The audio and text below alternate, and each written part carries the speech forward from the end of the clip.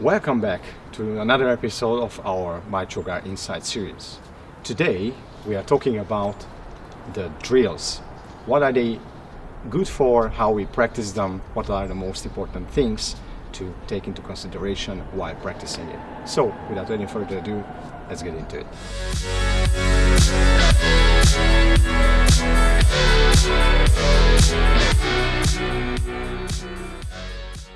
In Chow Gar Praying Mantis, we do practice drills. However, we think that we have a different approach how we see that other practitioners do.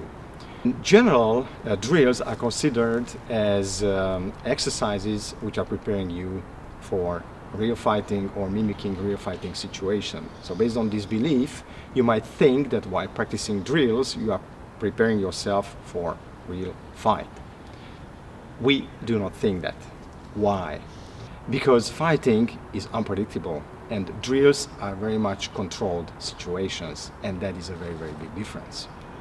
Instead, we think of drills as very good tools to test our skills, what we have achieved, like our stance, our shape, our techniques, our precision, the power level, the sensitivity, and so on and so forth. So we use drills instead to test ourselves. So when you practice drills, this is a very good opportunity to check yourself, to see how your stance is, to concentrate on what's happening in your body and what's happening when you get into relation, to contact with your opponent. Feel your weaknesses, where your weak points are, where the weak points of your practitioners are. So in the same time, you can do many, many things together, like looking at yourself, checking your body, checking your position, or start to sense your opponent, start to be in contact with your opponent and feel everything what's happening, not just in your body, but in his body. Also looking at his weaknesses, how you can overcome the other one. So we think that this is the most important aspect of practicing drills. And now let's see what are the key points what you should look for when you are practicing drills or while you are practicing drills. The most important thing is to watch yourself, to feel yourself. What is happening? Are you out of shape? Are you really focusing or concentrating on the exercise what you're doing, or you're just doing it automatically? If you do the drills automatically, just one by the other one step and one technique after the other one, then you're actually not really practicing drills, or you're not really preparing yourself to get real skills. Instead, you're basically just dancing, and maybe 5 minutes later you won't even remember what you were doing. So it's very, very important to be very conscious while practicing. Look at your position, look if your elbow is out, your shoulder is up, your shape is off, and such things. So what are the common issues while practicing drills? For instance, you're out of shape. You're losing your balance. Your shoulder is up. Your elbow is out. Your stance is not strong enough so they can move you out. Or you're simply just going automatically through the exercise.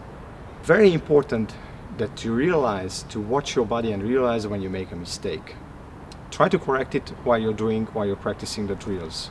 If you cannot because your level is not there, then remember that. And when you do your solo training, then put focus on those parts which were your weaknesses. So train yourself that the next time when you're testing yourself with a drill, you can really be conscious and you can watch if now you're doing it right and you can get back into the direct position. If your balance is not right, if your stance is not right, then you go back and in the solo training you're practicing stance, steps, and make a body connectivity to have a strong connection between your legs and your upper body. But this is the very importance of practicing drills. In Chow Gar Praying Mantis, as we mentioned many times before, we are just not learning techniques and forms.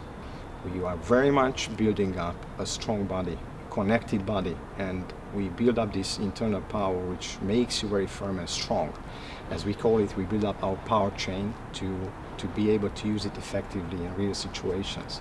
So basically our last advice is that be sure first that you have a strong foundation and you can really do these exercises, and then start to practice them, and then you correct yourself as you realize that something is missing or you're out of your line or out of your frame.